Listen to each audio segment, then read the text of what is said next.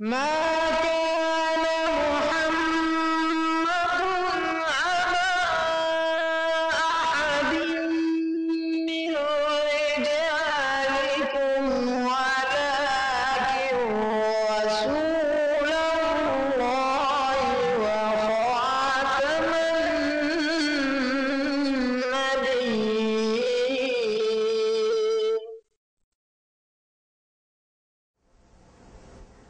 அவுது பில்லாஹி மினஷ் ஷைத்தானிர் ரஜீம். பிஸ்மில்லாஹிர் ரஹ்மானிர் ரஹீம். அன்பிற்குரியவர்களே, அஸ்ஸலாமு அலைக்கும் வரஹ்மத்துல்லாஹி வபரகாத்துஹு. ஒவ்வொரு ஞாயிற்றுக்கிழமையும் காலை 8 மணி முதல் 8:30 மணி வரை அஹ்மதியா முஸ்லிம் ஜமாத் வழங்கும் மாநபி ஸல்லல்லாஹு அலைஹி வஸல்லம் அவர்கள் தந்த உண்மை இஸ்லாம் என்ற இந்த நிகழ்ச்சியை நீங்கள் பார்த்து கொண்டிருக்கிறீர்கள். கடந்த 3 நிகழ்ச்சிகளில் உண்மையாளரை அறிய திருக்குர்ஆனின் அளவுகோல் என்ற தலைப்பில் நாம் இங்கே பேசி வருகிறோம். அஹ்மதியா முஸ்லிம் ஜமாத்தினுடைய தோற்றுனர் ஹஸரத் மிர்சா குலாம் அஹ்மத் காதியானி அலைஹிஸ்ஸலாம் அவர்கள் தன்னை வாக்களிக்கப்பட்ட மசீஹ் என்றும் மஹ்தி என்றும் வாதித்திருந்தார்கள். எந்த மசீஹ் தோன்றுவார்கள் என்று ஹஸரத் முஹம்மது நபி ஸல்லல்லாஹு அலைஹி வஸல்லம் அவர்கள் முன்னறிவித்திருந்தார்களோ அந்த வாக்களிக்கப்பட்ட மசி நான் தான். இறைவன் என்னோடு உரையாடுகிறான், இறைவன் என்னோடு பேசுகின்றான் என்று அஹ்மதியா முஸ்லிம் ஜமாத்தினுடைய தோற்றுனர் ஹஸரத் மிர்சா குலாம் அஹ்மத் காதியானி அலைஹிஸ்ஸலாம் அவர்கள் வாதித்து வந்தார்கள். எனவே திருக்குர்ஆனிலிருந்து ஒரு உண்மையாளரை அறிய திருக்குர்ஆன் கூறுகின்ற அளவுகோல்களை எடுத்து வைத்து அதற்கு அஹ்மதியா முஸ்லிம் ஜமாத்தினுடைய தோற்றுனர் மிர்சா குலாம் அஹ்மத் காதியானி அலைஹிஸ்ஸலாம் அவர்கள் பொருந்துகிறார்கள் என்பதை கடந்த நிகழ்ச்சியில் நாம் எடுத்து கூறியிருந்தோம். திருக்குர்ஆனினுடைய 10வது அதிகாரம் 17வது வசனத்தை எடுத்து வைத்து இந்த அளவுகோல் ஹஜ்ரத் நபிகள் நாயகம் முஹம்மது நபி ஸல்லல்லாஹு அலைஹி வஸல்லம் அவர்களுக்கு பொருந்துகிறது. அதே போன்று இந்த அளவுகோல் இறுதி காலத்தில் தோன்றக்கூடிய அந்த இமாம் மஸீஹ் அலைஹிஸ்ஸலாம் அவர்களுக்கும் பொருந்துகிறது என்பதற்கு பல்வேறு ஆதாரங்களையும் சான்றுகளையும் நாம் கடந்த நிகழ்ச்சியில் எடுத்து வைத்திருந்தோம். அது மட்டுமல்ல, திருக்குர்ஆனினுடைய 69வது அதிகாரம் 45 முதல் 48 வரையிலுள்ள வசனங்களை நாம் எடுத்து வைத்தோம்.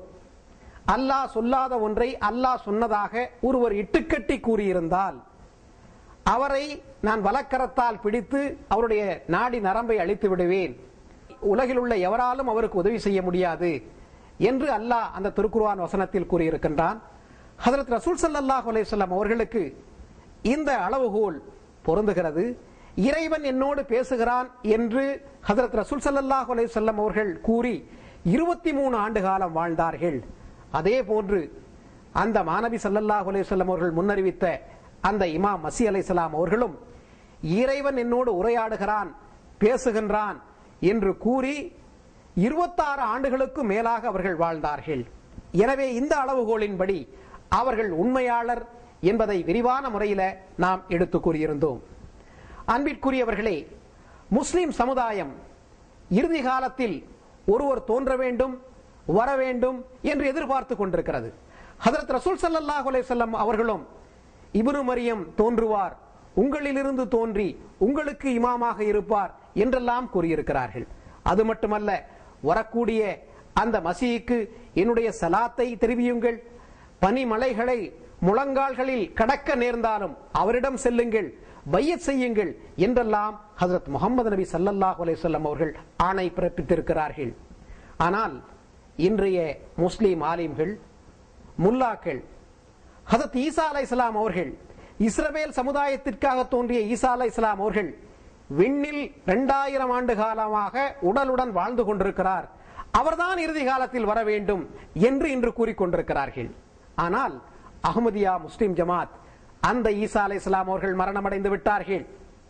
இறுதி காலத்தில் தோன்ற வேண்டிய அந்த ஈசா அவருடைய குணங்களை ஒத்தவராக இருப்பார். அது அந்த வாக்களிக்கப்பட்ட மசீஹ் ஹஜ்ரத் மிர்சா குலாம் அஹ்மத் காதியானி அலைஹிஸ்ஸலாம் அவர்களுடைய வருகையின் மூலமாக அந்த முன்னறிவிப்பு நிறைவேறிவிட்டது என்று அஹ்மதியா முஸ்லிம் ஜமாத் கடந்த 120 ஆண்டுகளாக கூறிக்கொண்டிருக்கிறது. எனவே நாம் நம்முடைய இந்த நிகழ்ச்சியில் திருக்குர்ஆனில் இருந்து அளவுகோல்களை எடுத்து வைத்து ஒரு உண்மையாளரை அளக்க திருக்குர்ஆன் என்ன அளவுகோலை கூறுகிறதோ அந்த அளவுகோலுக்கு அஹ்மதியா முஸ்லிம் ஜமாத்தினுடைய தோற்றுனர் மிர்சா குலாம் அஹ்மத் காதியானி அலைஹிஸ்ஸலாம் அவர்கள் பொருந்துகிறார்கள் என்பதை நாம் காட்டி வந்தோம். இப்ப திருக்குர்ஆன்ல இந்த இட்டுக்கட்டி ஒருவர் கூறினால் அவரை நான் அழித்து விடுவேன் என்று அல்லாஹ் கூறியிருக்கிறான். ஏன்னா நம்ம கடந்த நிகழ்ச்சியில அழகான முறையில் இதற்கும் அவர்கள் பொருந்துகிறார்கள் என்பதை விளக்கி இருந்தோம். எனவே நாம் இந்த நிகழ்ச்சியிலும் திருக்குர்ஆனில் இந்த இட்டுக்கட்டி கூறுவதை பற்றி வேறு எங்கெல்லாம் வந்திருக்குது, ஒரு இடத்துல மட்டும் சொல்லி அல்லாஹ் விடவில்லை, பல இடங்களில் அல்லாஹ் குறிப்பிட்டிருக்கிறான். அதையும் எடுத்து நாம் நேயர்களுக்கு சொன்னால் அவர்கள் மிக தெளிவான முறையில் புரிந்து கொள்ள அது வாய்ப்பாக அமையும். ஓர் உண்மையாளரை கண்டறிவதற்கு திருக்குர்ஆன் எடுத்து கூறுகின்ற அளவுகோல் என்ன என்பதை பற்றித்தான் நாம் விவாதித்து வருகின்றோம். கடந்த நிகழ்ச்சியிலும் திருக்குர்ஆனிலிருந்தே 2 வசனங்களை எடுத்து கூறியிருந்தோம். திருக்குர்ஆன் அத்தியாயம் 10 வசனம் 17, அதே போன்று அத்தியாயம் 69 வசனம் 45 முதல் 48 ஆகியவற்றை அடிப்படையாக வைத்து ஓர் உண்மைவாதியை நாம் எப்படி அளக்கலாம் என்பதை பற்றி மக்களுக்கு முன்னால் மிக தெளிவான முறையில் எடுத்து கூறிக்கொண்டிருந்தோம். இதே மாதிரி உண்மையாளரை அளப்பதற்கு திருக்குர்ஆனில் இன்னும் பல வசனங்கள் இருக்கும் அல்லவா என்று கேள்வி கேட்கப்பட்டிருக்கின்றது. உண்மைதான். திருக்குர்ஆனை பொறுத்தளவில் அது பற்றிய நமது நம்பிக்கை அல் குர்ஆனு யுஃபஸ்ஸிரு பாலஹு பாலா என்று கூறப்படுகின்றது. அதாவது திருக்குர்ஆன் ஒரு வசனம் அது இன்னொரு வசனத்தினுடைய தஃப்சீராக இருக்கின்றது. ஒரு வசனத்தில் ஒரு கருத்து கூறப்படுகிறது என்றால் அதே கருத்து இன்னும் பல்வேறு வசனங்களின் மூலமாக அது உண்மைப்படுத்தப்படுகிறது. இந்த அடிப்படையில் ஒரு உண்மைவாதியினுடைய நிலைமை பற்றியும் அவர் எப்படி அளந்து கொள்வது என்பதை பற்றியும் திருக்குர்ஆனில் பல்வேறு வசனங்களில் பல்வேறு வழிகாட்டல்களை இறைவன் நமக்கு வழங்கி இருக்கிறான். அந்த அளவுகோலின் அடிப்படையில் திருக்குர்ஆன் இன்னும் பல சான்றுகளை இந்த அடிப்படையில் எடுத்து கூறுகின்றதா என்று நாம் பார்க்க போகின்ற போது திருக்குர்ஆனில் அத்தியாயம் 20 வசனம் 62 அல்லாஹ் இவ்வாறு குறிப்பிடுகின்றான். ஹஜ்ரத் மூசா அலைஹிஸ்ஸலாத்து வஸ்ஸலாம் அவருடைய வாக்குமூலத்தை அல்லாஹ் பதிவு செய்திருக்கின்றான். அதில் வருகின்றது, கால லஹும் மூசா வைலக்கும் லா தஃப்தரு அலல்லாஹி கதிபன் ஃபயுஸிஹதகும் பிஅஸாப் வகத் ஹாப மன் இஃப்தரா. அதாவது மூசா அலைஹிஸ்ஸலாம் அவரிடம் கூறினார், உங்களுக்கு அழிவே, அல்லாஹ்வுக்கு எதிராக பொய்யை இட்டு கட்டாதீர்கள். ஏனென்றால் அவ்வாறு செய்தால் அவன் உங்களை ஏதேனும் தண்டனையின் மூலம் அழித்து விடலாம். இறைவன் மீது பொய்யை புனைந்து கூறுபவன் நிச்சயமாக தோல்வி அடைவான் என்று கூறினார். திருக்குர்ஆன் அதிகாரம் 20 வசனம் 62 வருகிறது. இதில் ஹஜ்ரத் மூசா அலைஹிஸ்ஸலாத்து வஸ்ஸலாம் அவருடைய சமுதாயத்தினர் அந்த மூசா நபியிடம் சொன்ன விஷயத்தை அல்லாஹ் திருக்குர்ஆனில் பதிவு செய்திருக்கின்றான். திருக்குர்ஆன் மறுமை வரைக்கும் உள்ள ஒரு வேதமாக இருக்கின்றது. அப்போ மூசா அலைஹிஸ்ஸலாமுடைய காலத்தில் நடந்த ஒரு சம்பவத்தை இறைவன் திருக்குர்ஆனில் பதிவு செய்திருக்கிறார் என்றால் அதனுடைய நோக்கம் என்ன? அதிலிருந்து நமக்கு படிப்பினை நிச்சயமாக இருக்கிறது என்றுதான் அதற்கு பொருள். இதிலிருந்தும் முஸ்லிம்கள் படிப்பினை பெற வேண்டும். இதிலிருந்து நமக்கு என்ன படிப்பினை கிடைக்கிறது என்று நான் பார்க்கின்ற போது, அல்லாஹ்வுக்கு எதிராக யார் பொய்யை இட்டு கட்டி கூறுவார்களோ அவர்களுக்கு அழிவுதான், நாசம்தான் என்று மூசா அலைஹிஸ்ஸலாம் அவர்கள் மூலமாக அல்லாஹ் கூற சொல்கிறான் அந்த சமுதாயத்திற்கு. இதுவேதான் எல்லா சமுதாயத்துக்கும் உள்ள பொதுவான கட்டளையாக இருந்திருக்கிறது. எவர் இறைவன் மீது இட்டுக்கட்டி பொய்யாக புனைந்து கூறுவாரோ அவர் மீது அழிவுதான், அப்படி நீங்கள் செய்யாதீர்கள் என்று ஹஜ்ரத் மூசா அலைஹிஸ்ஸலாம் அவர்கள் எச்சரித்திருக்கிறார்கள். அது மட்டுமல்லாமல் அவ்வாறு நீங்கள் செய்தால், அதாவது இறைவன் மீது இட்டுக்கட்டி சொன்னால் என்ன ஏற்படும் அதையும் கூறுகிறார்கள். அவன் உங்களை ஏதேனும் அஸாபின் மூலமாக தண்டனையின் மூலமாக உங்களை அழித்து விடலாம். ஆக அல்லாஹ்வின் மீது அல்லாஹ் சொல்லாத ஒன்றை இறைவன் எனக்கு இவ்வாறு சொன்னான் என்று நீங்கள் இட்டுக்கட்டி சொல்வீர்கள் என்றால் அல்லாஹ்வின் புறமிருந்து உங்களுக்கு அஸாப் ஏற்படும்.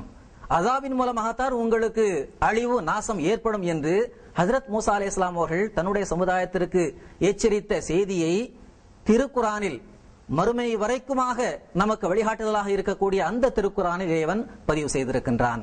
ஆக இதிலிருந்து திருக்குர்ஆனை நம்புகின்ற நமக்கு என்ன படிப்பினை என்றால், உண்மையிலேயே ஒருவர் இறைவன் பெயரிலிருந்து இட்டுக்கட்டி சொல்வார் என்றால் அவரை இறைவன் அழித்து விடுவான்.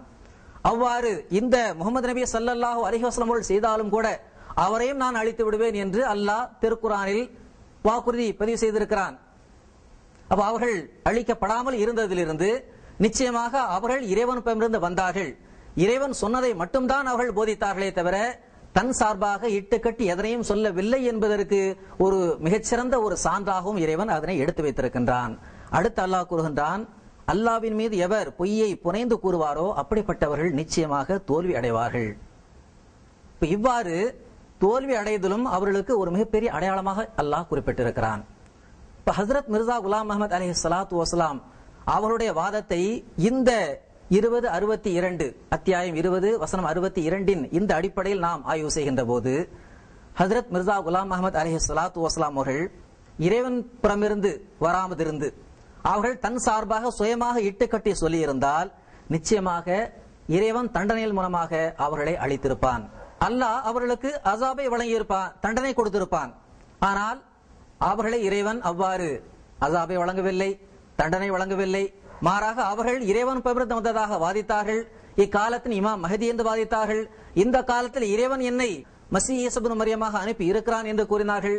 இந்த உம்மத்தை சீர்திருத்துவதற்காக இறைவன் என்னை அனுப்பினான் என்றெல்லாம் அவர்கள் கூறினார்கள். இதெல்லாம் அல்லாஹ் தனக்கு அறிவிக்க சொன்னதாகத்தான் அவர்கள் கூறினார்கள். இவ்வாறு அவர்கள் அறிவித்த பிறகு, இறைவன் பெயர்ந்து இவ்வாறு இல்ஹாம் கிடைக்கிறது என்று சொன்ன பிறகு, அவர்கள் ஏறக்குறைய 26 ஆண்டுகளுக்கும் அதிகமாக அவர்கள் வாழ்ந்தார்கள் என்பதையும் நாம் கடந்த நிகழ்ச்சிகளில் எடுத்து கூறி வந்திருக்கின்றோம். ஆக இந்த அடிப்படையில் ஹஜ்ரத் ரசூலுல்லாஹ் ஸல்லல்லாஹு அலைஹி வஸல்லம் அவர்களுக்கு எத்தகைய ஒரு காலக்கெடுவை இறைவன் கொடுத்தானோ அந்த அளவிலான ஒரு காலக்கெடுவை இறைவன் ஒருபோதும் ஒரு பொய்வாதிக்கு கொடுக்க மாட்டான்.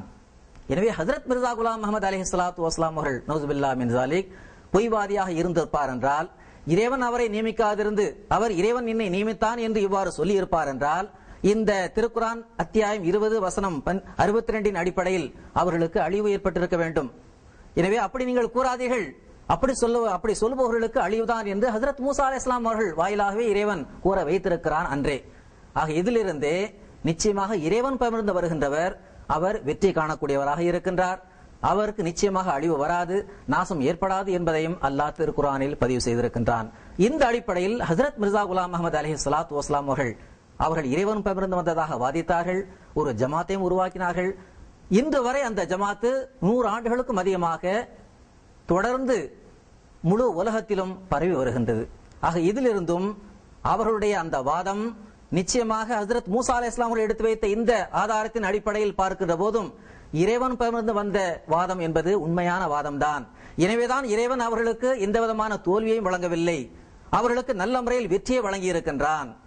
அவர்களுக்கு எந்த விதமான நாசத்தையும் இறைவன் வழங்கவில்லை என்பதை நாம் இந்த வசனத்தின் மூலமாகவும் தெரிந்து கொள்ள முடிகின்றது. இவ்வாறு திருக்குரானில் எண்ணற்ற ஆதாரங்கள் இருக்கின்றன. இன்னொரு சான்றையும் எடுத்து வைக்கின்றேன். ஹஜ்ரத் மூசா அலைஹிஸ்ஸலாத்து வஸ்ஸலாம் அவர்களை உண்மையான நபி என்று ஈமான் கொண்டிருந்த ஒரு நபர் இருந்தார் ஃபிரௌனுடைய சமுதாயத்தில்.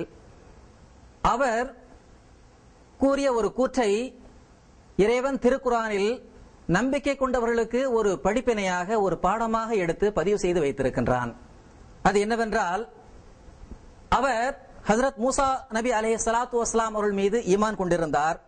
அத்துடன் அவர் கூறினார், வையகு காதிபன் ஃபஅலைஹி கதிபுஹு, அதாவது அவர் உங்கள் இறைவனிடமிருந்து உங்களிடம் தெளிவான சான்றுகளை கொண்டு வந்திருக்கின்றார். அவர் பொய்யராக இருந்தால் அவரது பொய்யினால் விளையும் தீங்கு அவரையே சாரும். வையகு சாதிகை யுசிபுக்கும் பாதுல்லதி யைதுக்கும், ஆனால் அவர் உண்மையாளராக இருந்தால் அவர் உங்களுக்கு முன்னறிவித்தவைகளுள் சில தண்டனைகள் உங்களை சேரும். இன்னல்லாஹ லா யஹ்தி மன் ஹுவ முஸ்ரிஃபுன் கஸாப், நிச்சயமாக வரம்பு மீறுபவனுக்கும் பெரும் பொய்யனுக்கும் அல்லாஹ் நேர்வழி காட்ட மாட்டான். திருக்குரான் அத்தியாயம் 40 வசனம் 29 அல்லாஹ் இதனை பதிவு செய்திருக்கின்றான்.